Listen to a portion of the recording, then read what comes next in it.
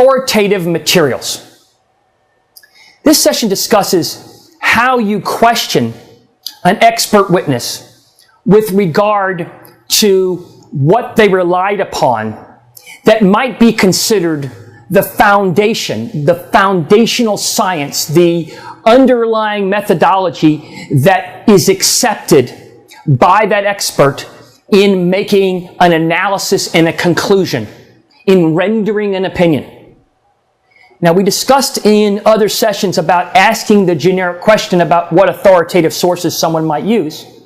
But here we're going to delve deeper. We want to understand what that expert considers as the benchmark.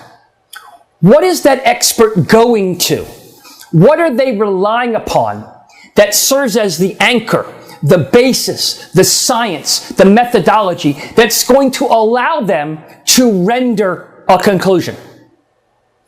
What kinds of things are they looking to in order to justify, to support their opinion? How do we ask? Well, we want to ask them that kind of question that sounds authoritative. What kinds of materials do you consider as authoritative? What kinds of materials do you rely upon in rendering expert witness conclusions, in rendering the conclusions you're rendering today as scientific or reliable, or the mechanism from which you can draw some accurate basis for applying your facts and rendering your conclusion? It doesn't matter exactly how you ask it, but you can ask it a number of ways. Most people understand what authoritative is. You can look it up in the dictionary and cite that to the expert if you want, or you can ask it several different ways. But the key is, I want to know who they relied on. They might say, I relied on the rules, the fundamental rules that govern science, that govern physics. I might have relied upon technology. I might have relied upon a book on that surgical procedure, or a set of books, or a bunch of published articles, or a particular person who's considered an expert. Who would you consider to be the foremost expert in the area of firearms evaluation, in the area of ballistics, in the area of accident reconstruction, in the area of structural engineering? I don't care what they say. What are they going to say? I don't think anybody's better than me? Oh, okay. Okay, who is the second best person in your mind in the area of fill in the expertise? Most people will have somebody. If they say, I don't know, then it's something that you have to decide whether you want to question them about it or hold that for later discussion and bringing it up later that they're apparently so stupid in their area that they don't even know who the authority is or who everybody accepts as the authority. If you went back years and asked who was the best basketball player, somebody might say Michael Jordan.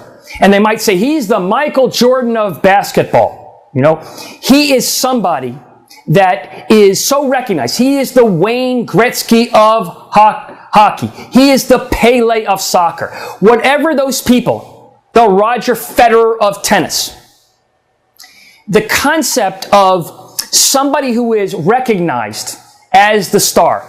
He is the pioneer in anatomical devices. He or she is the authority. She invented the test which we are using. She actually devised the formula under which all testing is done. She wrote the principal textbooks. Whatever these people are, you want to know. I want to know whether or not it's helpful or hurtful because I want to gather that information. And I want to ask all those questions. And I want to be disciplined. Okay? I want to know what are all the authoritative sources? What are all the authoritative people? What are all the authoritative things? Sources might be a book. People might be a person. Okay? Items might be a testing instrument that we use. The concept is that we want to find out each category. I want to ask the question so that I understand what is the finite universe of all of the items that they consider, quote, authoritative. All of the people, all of the text or written or video or voice-based communication that gives a framework, a benchmark by which any expert in this field could use and come to the same conclusion or a different conclusion. That allows you to then move to your opinion with the knowledge of its basis. If the person doesn't have that, you may be able to challenge them as to the underlying methodology or the basis for even suggesting that either this is a recognized field of expertise or this person is a sufficient expert to be able to testify. Some people use what's called the Frye, F-R-Y-E, or the Daubert analysis in understanding methodology and the application of methodology to facts to recognize a particular scientific standard or an area or ability to testify. What's most important is that you understand whatever it is that they're using or not using. If you knew of the foremost expert that invented a particular test and you asked them, what did you use? What items? And they say, I didn't really use any testing instruments. And you want to ask them, why didn't you use the Doppler radar invented by Joe Doppler? Why didn't you use that? And then whatever they say, do you think that that is the recognized standard for evaluating this type of information? Yes, no, doesn't matter. Why not? Why so? If they say yes, then why didn't they mention it? Or you may not want to talk about it, you may want to use it later on that. But the concept is, I want to understand. Okay, have you heard of Mr. Smith? Joe Cagney. Is he a recognized expert? Did he invent this technology? Who is Steve Jobs? Whatever the person you're using. Okay, I relied on that. This person's the father of medicine, the father of surgical biopsies, the mother of the pioneer in. Okay, anybody else besides Joe Cagney? Well, there's a couple others I didn't really use, but okay, well, tell me who those people are. There is Andy Lacey, and there is Fred Flintstone. Tremendous experts, but I didn't use them. Well, I want to know why. Why not? Well, Fred Flintstone wrote some scientific studies with Barney Rubble, but I didn't think it related here. Maybe you'll go find those and find out they are related.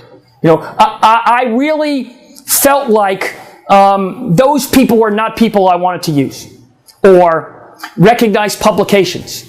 Maybe you know what the publication is. You say, are there any recognized publications? Or what publications do you consider authoritative? Or what publications did you rely upon in making your conclusion, rendering your conclusions?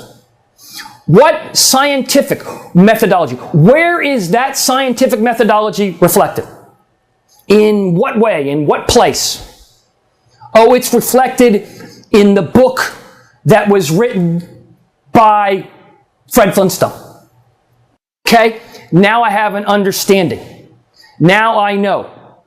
Exactly. Okay, they have a book. Is there any other books which you would consider authoritative? Well, there is a book by Homer Simpson on the subject, but I don't think it really relates to it. I might want to know what the names of those books are if I don't know them. I might want to know if they have a copy of them in their office, in their home. Why they have a copy or why they don't have a copy.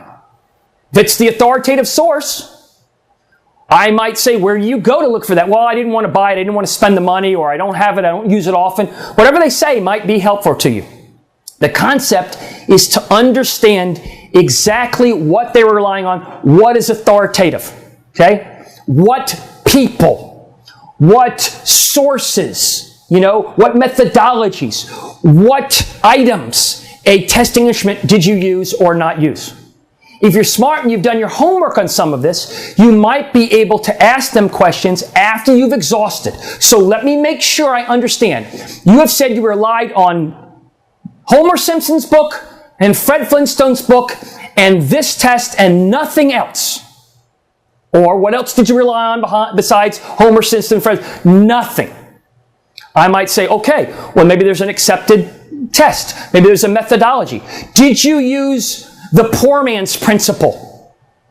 Do you believe that the poor man's principle is recognized? What is the poor man's principle? Have you ever heard of that? Yes. What is the poor man's principle? Well, it's the principle that you have to analyze this over this, and that means that, and that only things moving in this direction mean that. Okay. Why didn't you use it in this case? Well, I used it. Oh my God, now I got to go back again and reopen that. Or I didn't think it was relevant because that's not a test you use in this case. Okay, what brings you to the conclusion that that's not necessary? If they say a book, a treatise, great. If they say some of my own opinion. Well, are you aware of anyone else who considers the poor man's test or any authority or any, however you want to word it, as an acceptable test when analyzing the type of data you have and rendering the type of conclusions that you're rendering in this case? Well, yeah, I guess it's usable, or no. If they say no, fine. Maybe they're just not knowledgeable in that area. Maybe you can attack them later by bringing in other experts. Who knows? But the concept is, I am learning about what they consider authoritative or what they don't. And if they consider it, you might want to request that. I might have requested it in my ducis tecum, in my attached list to them. And if they didn't bring it, I might ask them what else they didn't bring. Why? Did they not think it was important? How did they not understand what that book meant? They say it was too expensive, it was too big. Well, what else didn't you bring? And maybe you'll get answers to that. Maybe you can redepose them. Maybe later on when you get done with the entire deposition, you don't tell them now, you might say, I'm going to continue this deposition when I get that book that they said was authoritative, that they related to 4 times, 6 times, 9 times, or just mentioned. Whatever the case may be, I want to make sure that I've gone through those steps to learn what authoritative sources they have. Maybe they publish something. Have you ever published something here? Maybe you asked them earlier in their qualifications and you say, you mentioned earlier that you wrote 3 articles on breakology, on structural sealing of holes, on this kind of surgical procedure, on that kind of drug interaction. Did you find that any of the data that you wrote in those articles to be useful, to be considered in rendering your opinion? No, yes. Maybe in their article they cited to other people. If they did and they referenced that, well, to be honest with you, I used Flynn's test that I cited to in my article. Okay, I want to go through a whole dialogue. Who is Flynn? What is his name? Where does he think? Why do you consider him authoritative? Did you speak to Flynn about this? How did you speak to him about it? How did you get support for that? Why did you choose Flynn over someone else? You see what I'm doing? The key is to lay out those baby steps. And by doing that, you're going to learn a lot of information about the authoritative basis for their opinions.